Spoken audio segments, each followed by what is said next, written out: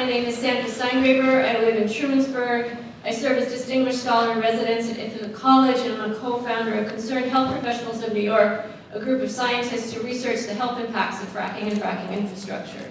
In that capacity, I'm here to urge your support for the strongest possible version of resolution before you.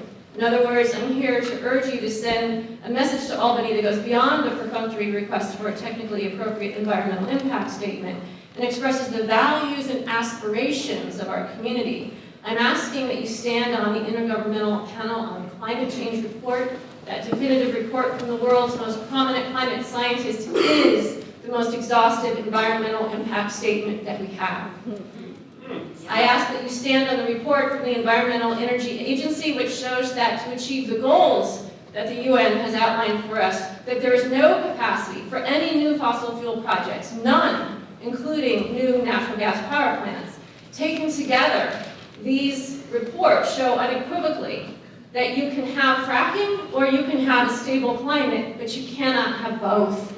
So send a message to Albany that says we are serious here in Tompkins County about doing our part to solve the climate problem in alignment with statements, policies, and resolutions that this county has already made, like the resolution that this legislature passed opposing fracking in New York State, like the resolution this legislature passed opposing fracked gas storage on Seneca Lake. Those statements of resolve made a political difference. Altogether, resolutions from municipalities about fracking and about Seneca Lake, they were heard in Albany.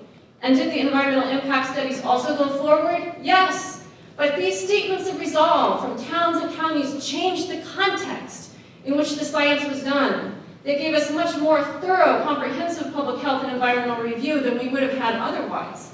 Science that involves public health does not happen in a vacuum. An EIS is not a recipe that you take off the shelf. It takes place with an articulated statement of communities' values and aspirations.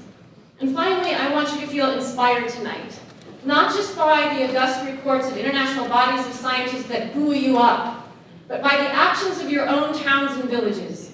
Last week, the village trustees in Trumansburg voted not to replace the aging gas boiler in our village hall and are going to go for air source heat pumps instead. This is not an easy decision for us, but our elected leaders saw the ethical need to turn away from fracked gas. And in turn, they were swayed by the efforts in town of Caroline and Ulysses, all of whom were looking to move toward beneficial electrification in order to do what we can do to solve this problem rather than stand idly by while our brothers and sisters in California are incinerated in cars fleeing wildfires. A strong resolution from Tompkins County will inspire other counties and other municipalities to likewise be bold and take forward action.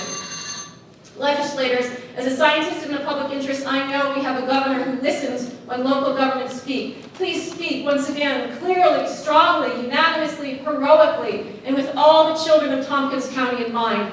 Lead us. Thank you.